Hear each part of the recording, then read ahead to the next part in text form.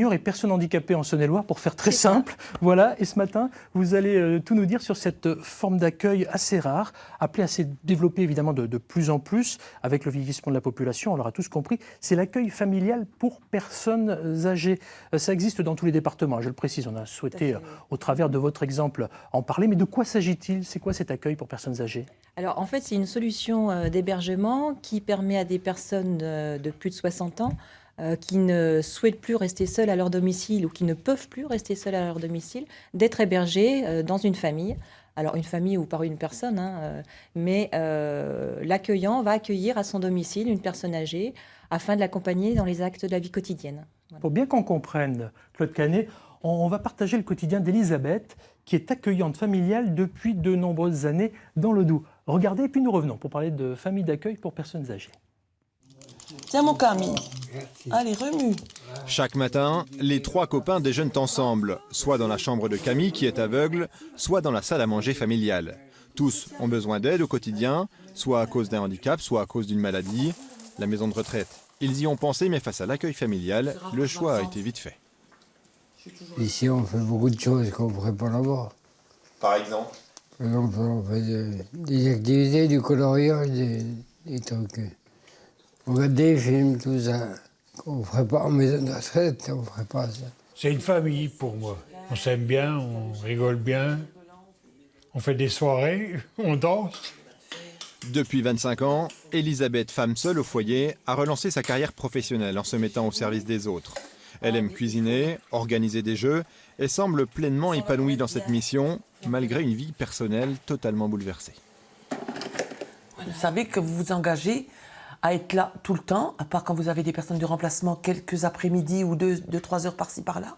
Mais autrement, il faut être là, c'est jour et nuit. Ils ont besoin aussi, la nuit, des fois ils appellent. Il y a besoin, il faut être là. C'est une présence permanente. Vous ne pouvez pas partir et puis les laisser. Vous vous rendez compte, ils font une chute, il arrive quelque chose. On ne peut pas, c'est impossible. Pas d'accordéon aujourd'hui? Non, c'est dimanche. C'est dimanche. Chaque pensionnaire verse un peu plus de 1 500 € à Elisabeth. Une somme qui prend en compte l'accueil à la maison, les charges et la nourriture. Tout frais déduit, elle conserve un salaire de 2 300 € mensuels. Une aubaine, à condition d'avoir suivi la formation dispensée par le conseil départemental qui gère ce dispositif.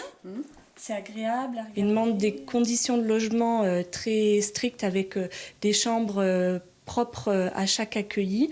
Et il y a une formation à suivre qui est délivrée par le département. Donc ça engage aussi l'ensemble de la famille dans l'accueil de la personne au sein du foyer. Le département du Doubs compte actuellement 25 familles qui accueillent un ou plusieurs résidents. Il en faudrait une quinzaine de plus car il y a beaucoup de monde sur les listes d'attente. Claude Canet, on ne devient pas accueillant familial en étant seulement bienveillant. Comment ça se passe concrètement? On a vu l'exemple là d'Elisabeth. L'intérêt de l'accueil familial, c'est un accueil qui est individualisé. Donc, ça fait l'objet d'un contrat, en fait, un contrat d'accueil entre l'accueillant et l'accueilli. Donc, en fonction, effectivement, de la situation de la personne, des besoins qui sont les siens, on a un accueil qui est vraiment, je dirais, spécifique. Donc, ça a été indiqué, il faut une formation, on ne s'improvise pas accueillant. Ça sollicite beaucoup, c'est un changement de vie pour la personne qui accueille, puisqu'elle va accueillir, alors là, ça a été dit, ça peut être 7 jours sur 7. On a des possibilités aussi d'accueil séquentiel ou temporaire, sur des week-ends, sur des nuits, donc c'est quelque chose qui est très souple. Mais c'est un cadre qui est sécurisant, donc il faut un lieu qui permette d'accueillir dans des bonnes conditions de santé, de sécurité. Donc il y a des vérifications au niveau effectivement du lieu d'accueil. Et puis il y a des entretiens qui sont faits avec le futur accueillant et il y a un agrément qui est délivré par le département. Ça fait beaucoup d'infos tout ça. Je vais revenir sur la formation au préalable pour devenir accueillant. Il y en a peut-être qui nous écoutent et qui se disent tiens, pourquoi pas, ça peut être un job pour moi. Est-ce que c'est un vrai travail salarié? On a parlé d'argent aussi dans ce reportage, oui. Mais entre 1 500 et plus de 2 000 € je crois par personne accueillie, c'est ça? Alors en fait, ça dépend effectivement du nombre de personnes qui sont accueillies. L'agrément est donné pour 1 à 3 personnes, 4 s'il y a un couple. Voilà, donc l'agrément, ça sous-entend que l'on soit passé par cette fameuse formation, qu'il puisse y avoir, j'imagine, une inspection. Ça se passe. On dépose un dossier en fait avec un certain nombre de questions à renseigner. Ensuite, il y a un entretien avec une psychologue, un entretien avec une conseillère technique qui vient sur place vérifier les conditions d'accueil. Et puis, quelques questions sur, en gros, la personnalité, la manière d'être de l'accueillant et comment elle va gérer les situations qui peuvent se produire. Je reviens sur les conditions d'accueil. Il doit y avoir des normes. J'imagine que Oui. la chambre peut-être Alors est une chambre, par dimensionnée. exemple, c'est 9 mètres carrés minimum pour Ouais. que la personne je dirais, soit accueillie dans de bonnes conditions.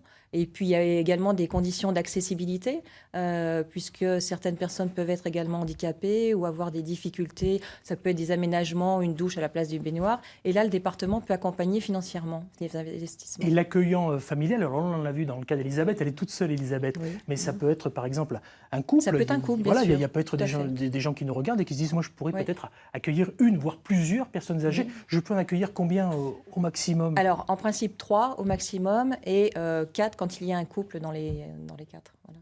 Côté accueilli, comment est-ce qu'on fait une demande d'accueil? On Est-ce qu'il y a des aides? on s'adresse aux services du département qui vont mettre en contact les accueillants, sachant que l'ensemble, enfin nous, je parle pour le département de Saône-et-Loire, l'ensemble du territoire est couvert à peu près. Et l'intérêt pour la personne qui va être accueillie, souvent elle souhaite rester un petit peu dans son lieu de vie d'origine. Donc on essaie de trouver des solutions, effectivement, de mettre en relation. Et puis ensuite, on accompagne la signature des contrats. Il y a un contrôle ensuite, puisqu'il y a un suivi.